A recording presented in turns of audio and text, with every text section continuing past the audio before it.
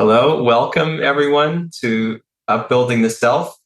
We're very excited to be here. I'm Hari Prasad and I have Michael here with me. Hey, Hari, and hello, everyone.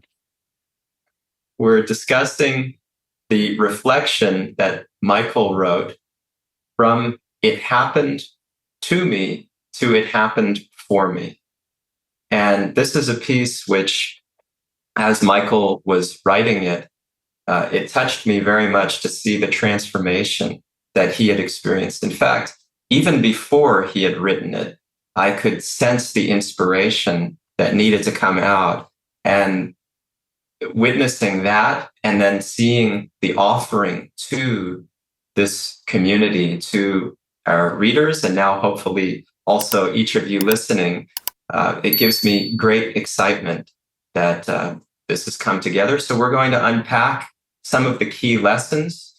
And I'm going to start with what inspired you to write this piece in the first place, Michael? Thank you, Hari.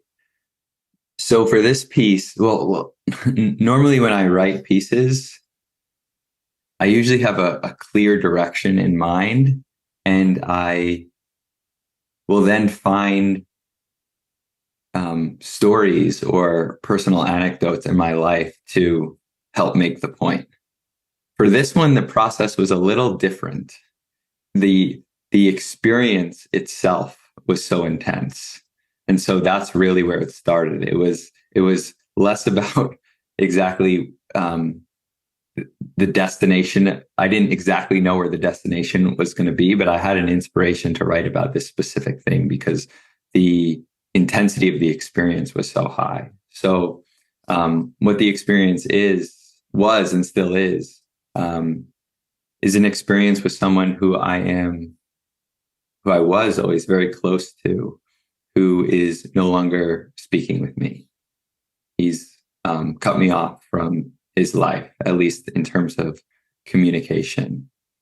And I've gone through very different phases in my relationship to what's happened.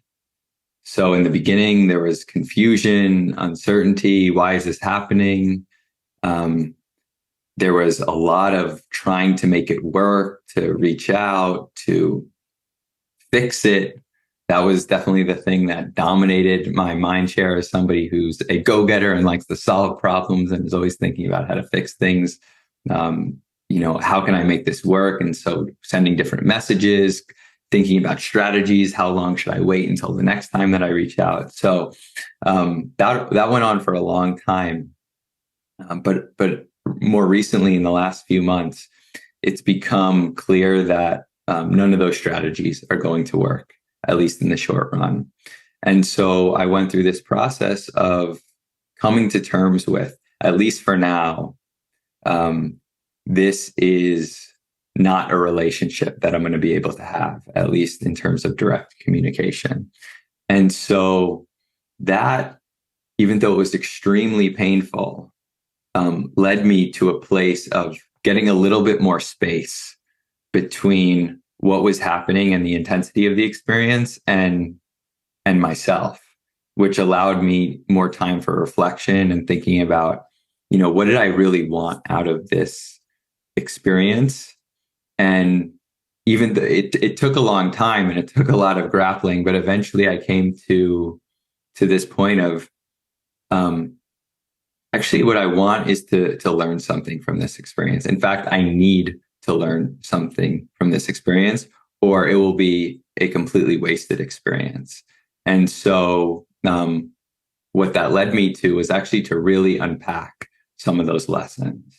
So I'll leave what I'm saying at that for now, and please. Thank you. In the piece itself, you had quoted Aeschylus, who I love to quote on this exact line, that man must learn by suffering. And what I'm hearing from you is that the suffering was so intense here that you felt like, okay, there's got to be something in this. There's got to be some reason why I'm experiencing this suffering, something that I haven't learned yet, and I really need to get what that is. Is that describing the experience accurately? Yeah, it was ultimately, they say necessity is the mother of invention. Here, necessity was the mother of reflection. Mm-hmm. Because if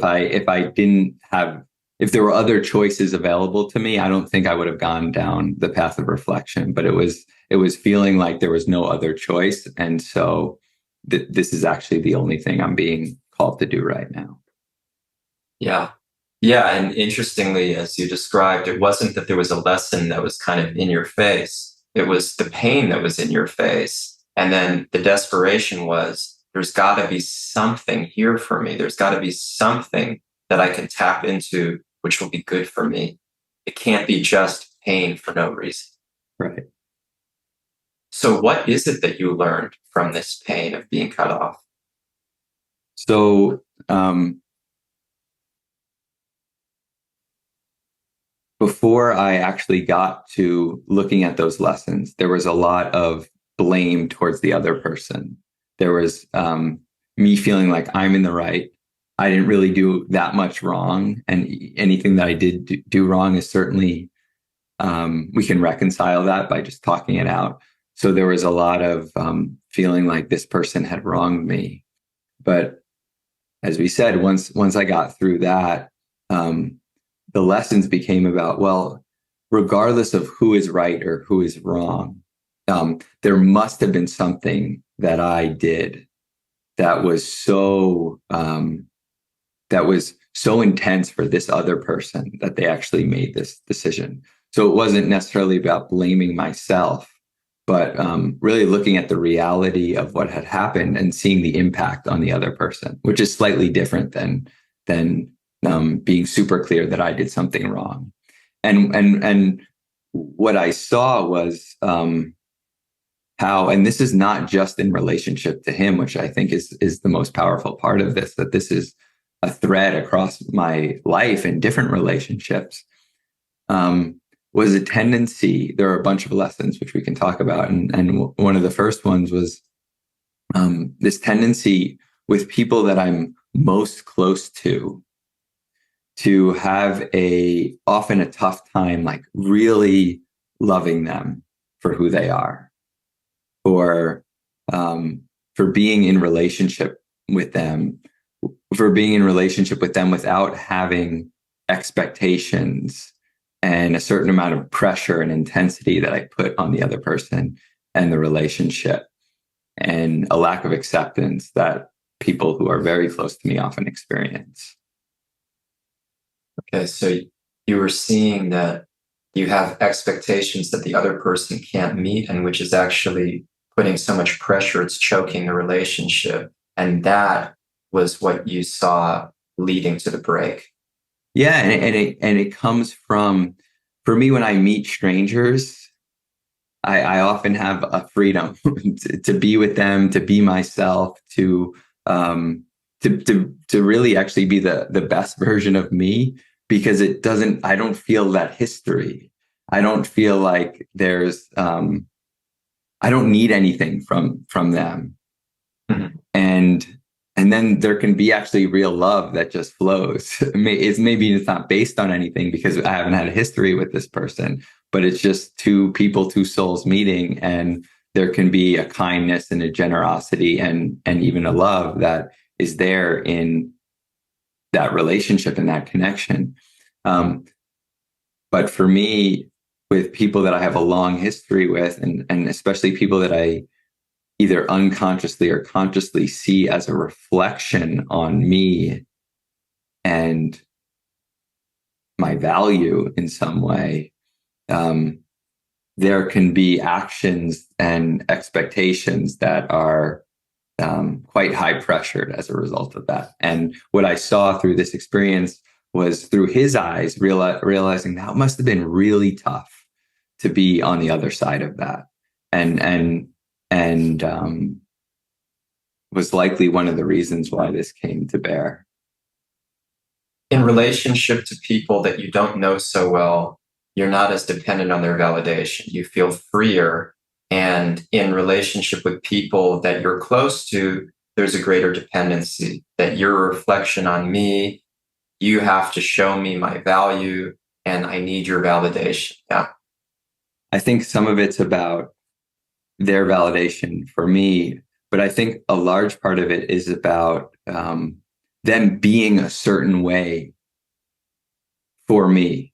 So that might be, like, I remember when I was a kid with both of my siblings, like my parents would want to get them ice cream, and I would not want my sister or my brother to order the ice cream, and I mean there were different reasons. Like I wanted them to be healthy. I didn't want my parents to spend money frivolously. Like, and I would be the one who would be like in control of the situation and getting upset with people, like getting upset with my parents for doing it, getting upset with my siblings for, and it was just intense for everyone all around. And so I share that as a lighthearted example of like, it wasn't necessarily about their validation, but it was about them needing to be a certain way for me in order What's important? Yeah, go ahead. In order for because they were a reflection on me, and so I'm not exactly sure what it was. Maybe you can help me unpack this, but there was a need to be in control. This is great. And what was important about being in control of whether your sister and your brother got ice cream? I always thought of myself as like a model for health, and also suspending efficiency. So like we shouldn't waste money on things that are not gonna help us improve and get better and move us towards the goal that I had in mind for me and it was my family. So everyone should sort of get on board with this healthy lifestyle and efficient use of funds. And so, I mean, I think that's where it came from. And so there are identities there, that I'm a healthy person, I'm an efficient, and I'm not a wasteful person. I'm very thoughtful about spending. Those are all identities. Yeah. Those are all identities. Yeah. And how? Yeah. Go ahead. And my family should be also all of those things, because that somehow reflects on me. Okay. So how do those identities get validated? By other people. Yeah, I think at that time as a kid, I think it was mostly about seeing what other people thought of my family and I. Okay, great. So sometimes the validation is not coming from the people who reflect something about you, but it's coming from other people observing the people that reflect something about you. Yeah, I think that's it. And then I think the other thing is about, there's a power dynamic at play. And if other people are kind of lining up behind my desires, that means something about my influence and my ability to control the situation. Which if I saw that happening, if I saw people listening to what I was saying, well, that would mean something about who I am. So that would be a direct form of receiving validation from them. Fantastic. I mean, that's exactly what I was thinking, that in some ways you are dependent on their validation directly because of what you just said, that the way they listen to you or don't listen to you is the difference between validating your identity and not validating your identity. Yeah. So yeah, there are different factors there, but ultimately it all comes down to having a certain ego identity or different identities that make up the composite of our ego, and needing that validation, being dependent on that, and being threatened when it's not coming. Right. So, I mean, that's very powerful fodder when you can come to that realization and shift the relationship with those identities and hopefully also those relationships, if not those relationships, then other relationships that will come or that exist and which are being affected by the identities we carry. The question I have for you is, why did you come to this realization when so many other people go through this pain? I know so many people who have been cut off. I know people who spend the rest of their lives not talking to even like their own children. I mean, Anthony Hopkins is one person I just discovered. He's got no relationship with his child for decades. And this stuff is like not that uncommon. But that pain did not force him to change, or at least not to come to the same realization that you came to. How did you get there? It's a good question. And I also don't want to make it seem like I'm all the way there. You know, there's still a lot more to go and to learn and to reflect on as it relates to this situation and my other relationships in my life. With that being said, first of all, I think I have a strong hunger for improvement in all situations. It can be, my first reaction can be to withdraw or to make the other person wrong. But something that's been with me since I've been a little kid is like, make the most of it.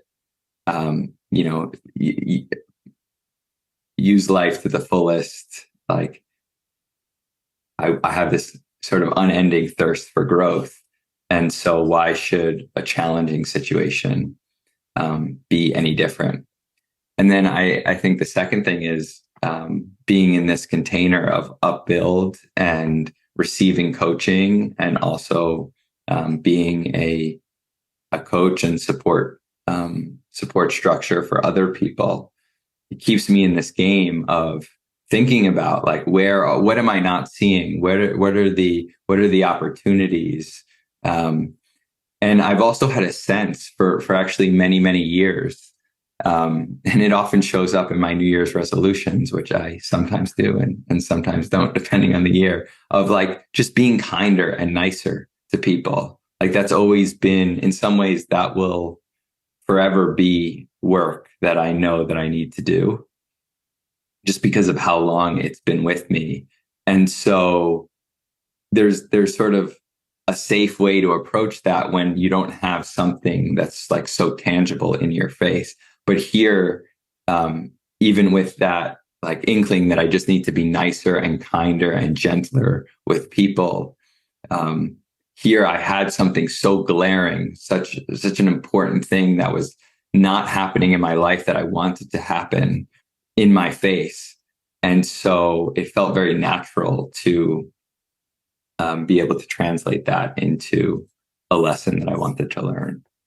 I hear from you that first is a spirit of wanting to grow that's been with you actually since you were a child, which is amazing. And I guess that can be applied in many different directions. You know, that could make you want to become the best basketball player in the world, or it can be applied to making you want to become the best human being that you can be.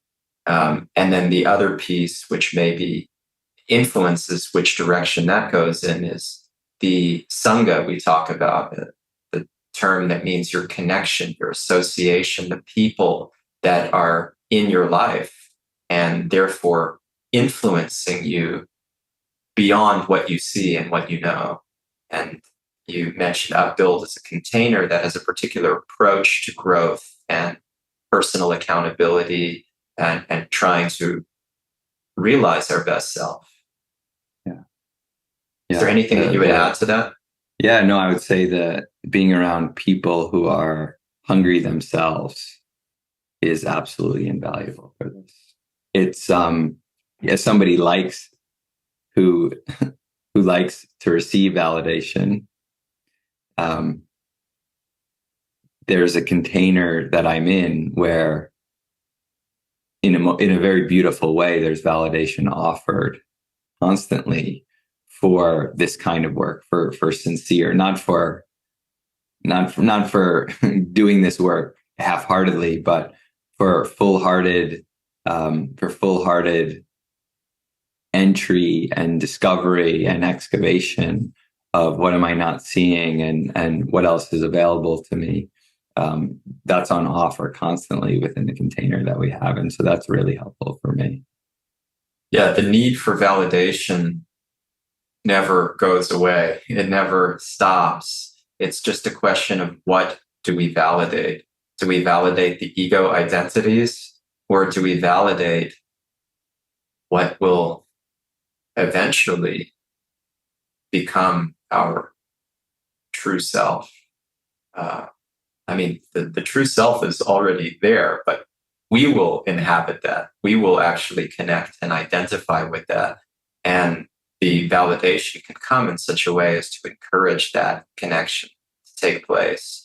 So it can be for who I think I should be, that, well, I'm influential, I'm somebody that's healthy, and I look out for everybody in my life. Even good identities are still egoic and me-centered, and are really to prop myself up so that I feel good about myself. Hey, I'm such a generous, good person. But the validation doesn't have to reinforce those things. When we learn to find validation for the real me, or the qualities that encourage the real me to come out more and more, that's the power of our path to growth. And it's not easy to find that validation. There are not a lot of people who are giving that kind of validation. But when you find that, that actually is everything, because then you lose the taste for the lesser validation, the validation for things that actually are not serving the real me. Mm-hmm. And instead, the thirst that you talked about, it becomes directed more and more, and you get more and more taste of what it's directing you toward. That, I actually much prefer being me, or being closer to myself, let's say, than I do all of these projections and all of these desires for the world to validate. It's very different. And the effect of the validation is actually humbling, rather than like, yeah, I'm good, huh? I actually feel moved. I feel humbled. Oh my goodness, you're seeing something in me. And it touches me, and I feel unworthy in a very, very healthy way, not the low self-esteem way, but wow, it's so generous of you to see me that way. It's undeserved. And at the same time, I know that those qualities are there because the true self, the soul of me, has those qualities. And yet I'm not impressed with myself about having those qualities. On the contrary, those are just meant to serve other people. And it's my great fortune to be able to express them in any way by the grace of other people who inspire me to bring those out. Yeah, totally. And the other thing that happened in this situation that really opened up things was that I started to get excited about the situation because of the lessons that I was starting to learn. Mm-hmm. And this is where it shifted. It created a new relationship to what had happened, from, oh man, this sucks. Like, my life sucks, or I can't believe this person did this to me, or like, I'm broken now because I have a broken relationship that's really important to me, or like, there was a lot of that kind of victim mentality mode, which was both consciously and subconsciously affecting me. It was dragging me down. Like, it would literally weigh on me each day, some days much more on the surface than others. But as soon as this started to happen, it was like, wait a minute, like, this is actually an opportunity. There was excitement, and there started to be a new relationship to the person as well, from seeing them as like the bad guy the person who did this against me to seeing them as someone who is actually the sole reason why I was learning this lesson in this specific way that I was learning it. That's incredible. Yeah. And that ties to what you also talked about in your writing, the stories that we create. So there is a story that I'm the victim and this person makes that person the perpetrator, frankly. And there's another story that I am the recipient, the beneficiary of a lesson. And that makes this person my teacher in some way, that I needed this experience. It doesn't mean like we glorify, oh, what a great teacher this person is, but, and we'll talk more about that. But it means that they have a role to play in my life that's actually important for me and for my benefit. So those are different stories that the mind can create, and you experience both of them. So what should we do with the stories that our mind keeps creating? I mean, it doesn't stop. It's always creating these stories about all of our situations and all the people in our lives, and especially about ourselves. At the end of the day, it all comes down to my identities and the story that I want to preserve. What should we do with these stories of the mind? Well, the first thing is just to know that we have them. So in any situation, like the stories, there's the famous David Foster Wallace speech about being a fish in water and how the fish never really knows that he's in water. This is water. This is water, yeah. So and it's the same thing with our stories. They are the water that we swim in. And we might not know that these things actually exist and that there are different options, that we can either be a fish in water or we can be a bird in the sky, or there's a lot of other mediums. I don't know if I'm beating this metaphor too hard, but there's different choices for us in terms of which story we want to swim in. And it's really important that this is not about, actually, you put it this way in when you were editing the piece. We don't want to just be in storyland, meaning like, oh yeah, this is true. I'm going to go with this one, because that is not honoring the truth of the situation. So it's really important that we really see what's actually the reality and what's going on here. But one of the things that I woke up to in this situation was that the story that I'm the victim and that this person is wronging me was no more or less, sorry, it was no more true. It was definitely no more true than this other story of there's actually a lot for me to learn here.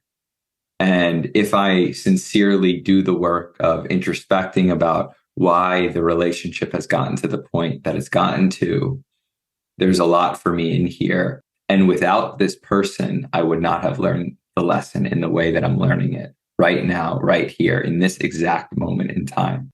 And there's so much truth to that story. And so why should I pay more credence to the other one? Why should that be the only water that I swim in? So much appreciate that. Yeah. There are, the first thing is to recognize that we live in all these stories. And the second thing is to find out which one is true or which ones are true. And in this case, and in most cases, there will be truths to different stories. And then you have to evaluate, well, what's true? How much is this story true? How do we weave together the truest understanding of reality? And that's the question that I want to ask you. How do we do that? How do we know what the reality is? Well, before we start talking about that, I wanted to share one more thing. In our course on the Bhagavad-Gita that we are currently going through right now, and you facilitated a class last night. And one of the things you talked about was how the mind is essentially the creator of all of these stories. And the mind does not actually have our best interest at heart. And it's so important to remember that, because a lot of us think that our minds are the best things about us. Like, who would I be if I didn't have my mind? And it is true. We need our mind for many different things. It's very valuable, but it also deludes us in many ways. And somebody once told me, the mind is not your friend. Don't ever forget that the mind is not your friend. And I've always kept that in my mind, because whenever I start believing my mind too much, that's a red flag. That alarm bell should be going off, because there's probably something else going on that I'm not really seeing, or I'm not paying attention to, that I'm being tricked into believing. And I mean, there's all sorts of reasons why that might be the case, which I'm sure you could shed more light on than I can. But just to underscore the point that just because we think it does not mean it's true or that it's beneficial for us. Yeah, Krishna is coaching Arjuna in the conversation that is the Bhagavad-Gita. And Krishna is telling Arjuna, in order to become self-realized, you have to understand these truths. And one of them is that the mind can be your best friend, can also be your worst enemy. And hint, the default is not your best friend.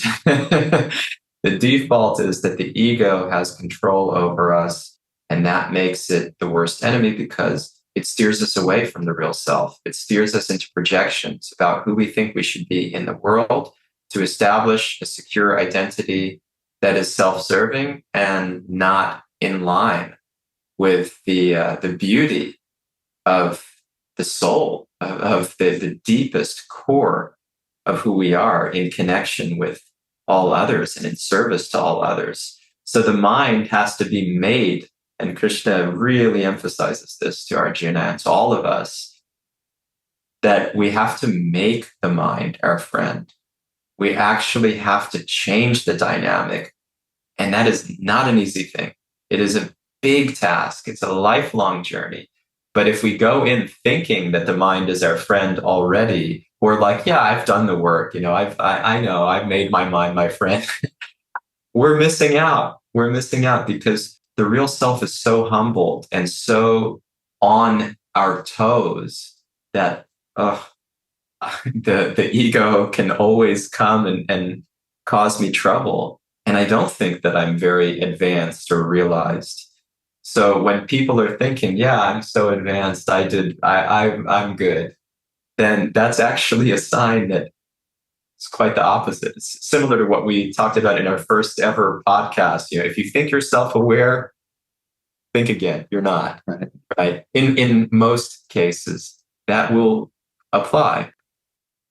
So making the mind the friend requires a lot of awareness around the ego identities, a lot of awareness around the functioning of the mind, which is a whole deep subject. I mean, all of these are very deep subjects in and of themselves. But you have to wade through the stories and try to come to a reality. And so again, I want to ask that question. How do we do that? How do we know what the reality is amidst all of our stories? I think zooming out can be a really helpful tool in seeing the reality. Me too. So where I was for a long time was zoomed in on what's best for me, and not the real me. I was thinking, like, I want this relationship. This can't be broken. I didn't do anything. And so this is how it should be. But with a little perspective, with a little zooming out, like, then it started to be like, well, what's best for him, or why is he doing this? And then with even more zoomed out, it was like, well, what's best for my future relationships and my own personal growth? And like, even zooming out more, like, what's best for the world, and what does God want from me? Like, asking some of these like really big, deeper questions. And with that, it started to actually get closer to the truth, to be able to see what would be what would be real and important when looking at life on a much longer time frame than what I had been previously looking at. That is so inspiring. So also so tangible, so actionable. That kind of zooming out that you really vividly described with those questions that everyone listening can ask themselves is extremely beneficial. I mean, honestly, it's transformative if you actually consistently ask and want to know the answers. That's the key. You can't just ask the question and put it out in the ether. You have to also fearlessly want to know the answers and want to live in the reality. And when we're so tied to our ego identities, we don't actually want to know the answers. We want to check off the list that I asked the right questions and see I did my part, but we're not interested in what is the real reality because we're too threatened by it. It has to align with our safeguarded sense of self that is not the real self. That's a projection of who I think I should be. So that fearless, courageous desire to know what the reality is a prerequisite.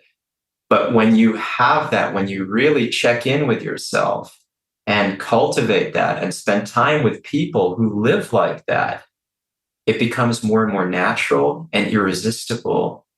And you become less invested in those ego identities. So then these questions take on the kind of power that you were describing.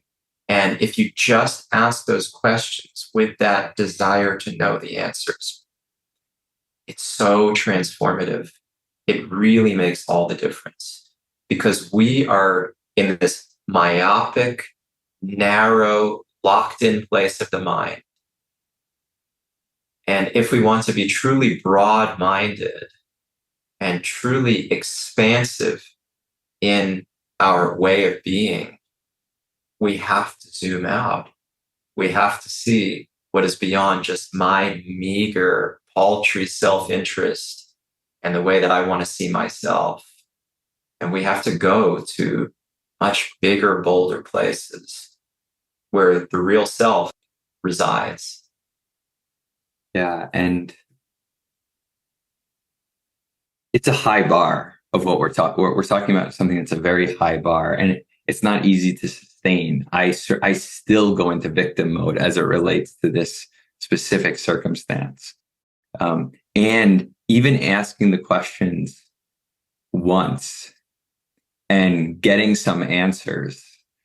When you feel that inspiration, or when you're doing a practice that helps you get more into that mindset, or even doing a visualization of zooming out and like, what does that look like? And then getting some answers and writing it down or speaking it to a friend or a support structure or a coach or something, writing it in your journal, whatever it might be.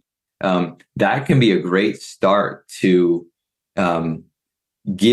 just open the door, and then that it can become more sustainable in the long run. But just to get that start of like, what am I meant to learn from this situation? There's always the opportunity in every situation, especially the most intense, challenging situations, to ask yourself, well, first of all, to remind yourself that I actually need this situation in order to grow towards my best self. And then what am I meant to learn? Or what do I need to learn from this situation in order to go in that direction? Yeah. Thank you. So we've already been touching on this a lot, but I just want to ask you very pointedly, in case it's helpful to synthesize and in case anything new comes out, how can we genuinely see someone that causes us pain as our teacher? Because that is not an easy thing. And everybody has people in their lives that are causing them pain.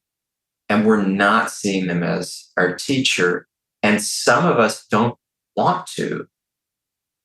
I mean, why would we want to see someone who is causing us pain is our teacher. Well, you've answered that, but to actually make that leap is another thing. So how can we genuinely see someone that causes us pain as our teacher? Genuine. Well, I think the ego doesn't like to see somebody as a teacher because that can feel like I'm glorifying them in some way. Yeah. And it's just simply not true in this situation. They're a teacher because I'm learning lessons in relationship to them.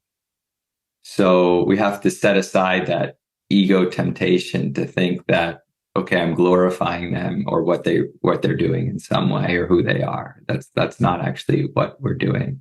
And then the second thing, which we've touched on, is once I get specific about the lessons, if I'm just thinking of this person as my teacher, but I actually haven't learned anything from them yet, then I'm not going to believe that. That's just going to be a bunch of self-help, feel-good talk, and there's going to be no teeth behind it. But as soon as I get the specifics of what I need to learn here, then it takes on a whole different meaning that will feel a lot more authentic and real. That's great. Yeah. This can't be just like a fanciful story that, this person's my teacher. It's important that you actually have gained something that you can then attribute to the person. Otherwise, it's totally artificial. It doesn't make any sense. And it's just like another concocted strategy. So, we have to actually do the work to figure out, what am I gaining from this person? And then that's not a glorification of the person, as you so importantly captured. It's not a glorification of the person. It's an honoring of the role that person is playing in my life for my benefit, whether they intended that or not. And in most cases, it's not their intention. And even if they did intend to teach us something, it's not with our best interest in mind. It's with their best interest in mind that, like, hey, I'm doing this for your own good. I'm here to teach you. You're better off because of me. And at the end of the day, you're better off because of me. See, I'm so good, and I'm teaching you what you need to learn. So it's so critical, because this is where the aversion is. We're not like glossing over, whitewashing the difficulty and the egos that other people have. That's not the point at all. It's to see how even other people with their egos and their difficulties, they can do a lot of good for us. And we don't have to resent who they are or where they're at. We can actually be grateful to have learned from them. And that, instead of being a glorification of them, it becomes a different kind of connection where I see, without this person, I would not have been afforded the opportunity to grow. And therefore, I'm grateful.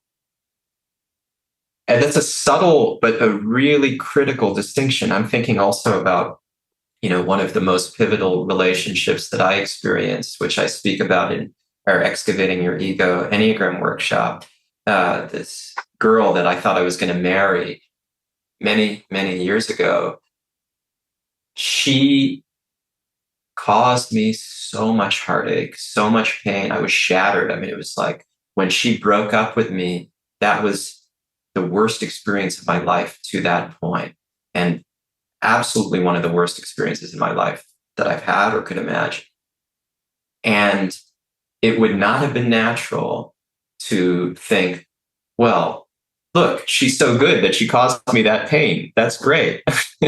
That would be absurd. It would be ridiculous. And it would not be honoring what I went through. But through this self-work, I came to a point of genuinely being able to say, well, thank God that she played this role for me. It doesn't mean, oh, what an elevated person. She's got her own struggles and intensity and traumas and things. Like, it's not to say, oh my God, she's so elevated, but it is to say that she played a very, very key role for me. And I'm so grateful to her for that. And in fact, the crazy thing is, I feel love for her because of that. Mm-hmm. So that's not a glorification. This is the subtle nuance. It's not a glorification of, oh, well, it's great that she did that and look at what a great person she is. But it is to say that I can find love and connection in my heart because of a role that she played, which was just for me, that I would not have been able to get to this place without having her play. And I am so genuinely so grateful to her and feel that love for her. Whether she understands that or cares about that or not, doesn't matter. And you see how it's a beautiful, thank you for sharing that story. It's a beautiful cycle that starts to happen, because once you start to see the lessons for yourself, then the gratitude comes in, as you shared. And then the softening of this person was wrong starts to happen. And you can see that even if what they did had a wrong quality to it, that it only came because of their own suffering, because of what they had gone through, or their own attachments, which came from something that they had experienced at some point in their life, their conditioning. And once we start to see that, there can be things like empathy, and then that can even add to this feeling of gratitude. And it just becomes this very real, very concrete, like self-fulfilling prophecy of more appreciation and more connection and more love, as you shared. 100%. 100%. And the thing is, the relationship is still cut.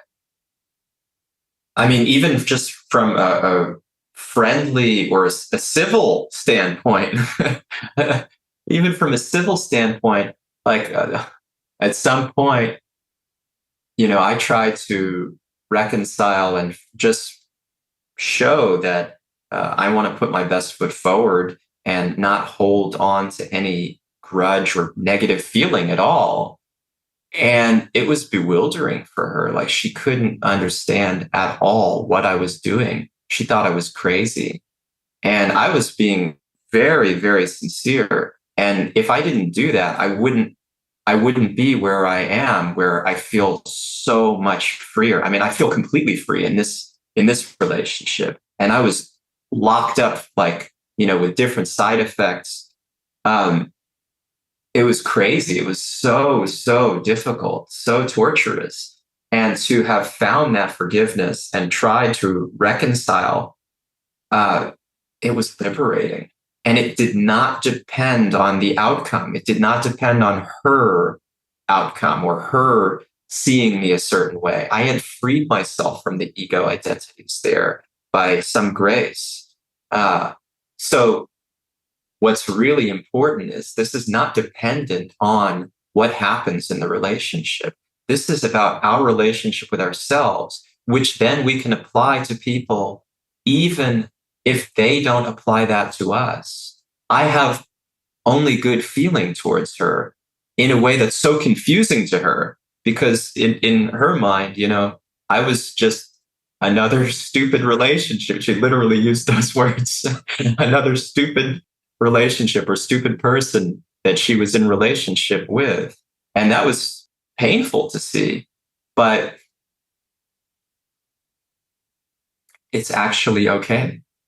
I'm not dependent anymore on her seeing me as something at all.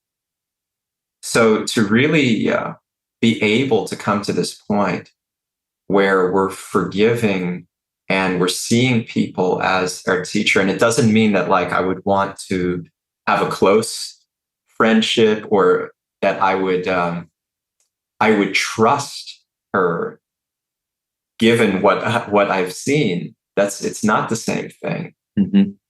But I can, as you said, empathize and also see where, I had a part to play as well. And that was a crucial part of my freeing myself, was taking responsibility for whatever I contributed. And in certain cases, you didn't contribute anything. Victims of abuse, you don't have to take that responsibility. That can be purely on the other person. So it's not to say that we always, always, always have to take that responsibility, but wherever we can, we should make ourselves uncomfortable taking responsibility, because that's going to free us and that's going to help us see reality and allow us to more genuinely experience the person as our teacher. Beautiful. So, two things that I want to reflect back on. First of all, you use the word forgiveness, which is such a beautiful expression of what will come from that circle of empathy and gratitude that we start to feel, even if we never end up getting in touch with the person ever again, or even if they're a stranger who's done something that we don't like, whatever it might be, big or small. We've talked about in one of our other programs, Remembering Who We Are, how the definition of forgiveness is releasing the knot in my own heart as it relates to somebody else or a situation that's happened. And that's what we're doing here. We're not necessarily going out and forgiving the other person, but we're releasing that knot in our heart.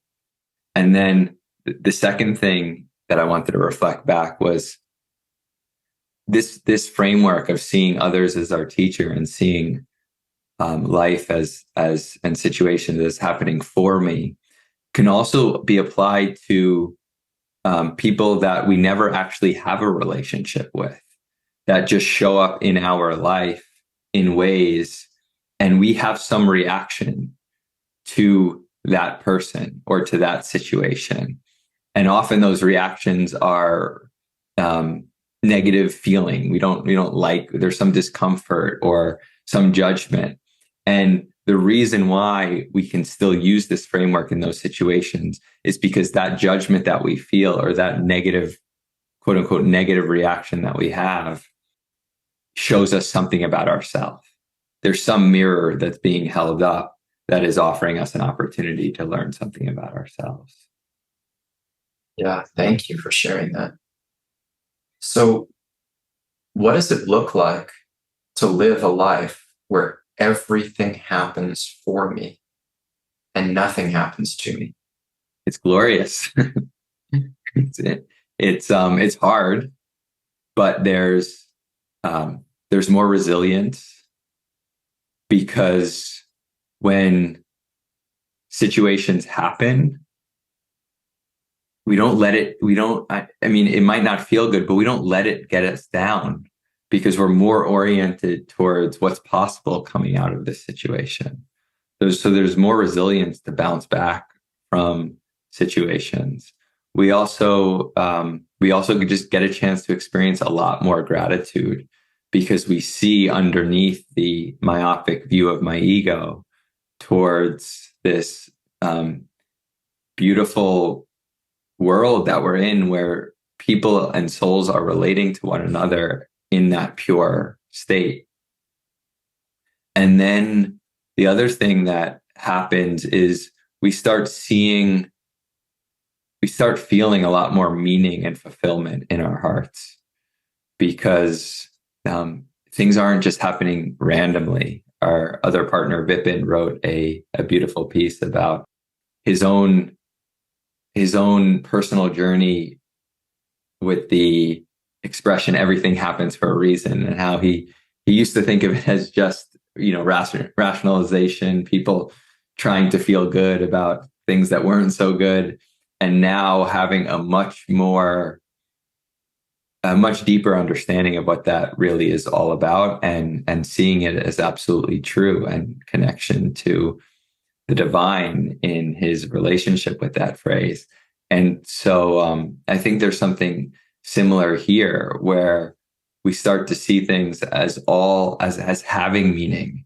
And that is so much better than a life where we see everything without meaning. Beautiful.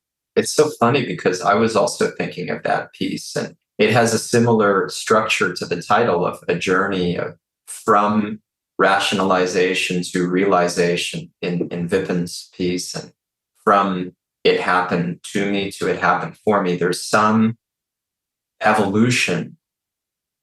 And yeah, it's also a related point that there is a reason, there is a lesson, there's something that I can mine here that is for me, that is for me. And you mentioned that there's resilience that will come. There is meaning that will come rather than everything being meaningless. There's a connection with other hearts and souls. And really, what could be better? It's so much. I mean, I'm thinking if I were to rewind to the days of being cut off by this girl I thought I was going to marry. I mean, I was just in victim mode and it was miserable. It was absolutely miserable because I felt I had been so wronged. And the truth is, in many ways, I had been wronged. But in many ways, I had also caused wrong that I was not allowing myself to see. And even regardless, even if I was completely innocent and she was completely in the wrong, I was only hurting myself and stifling myself to remain in that mode of feeling like a victim. Whereas actually, there were incredible lessons that propelled me forward in my own growth journey that I absolutely needed. And it takes courage to open this stuff up and to get out of what we've been talking about. And you mentioned again now that the narrow, myopic, I, me, mine centered mind that is driven by our egos, driven by the identities of who we think we should be, that we depend on other people to validate. There's a world outside of that. There's something which is so glorious that is oxygen for the soul. Why not allow ourselves to experience that, even amidst the pain? In fact, we can really transform that pain into something glorious.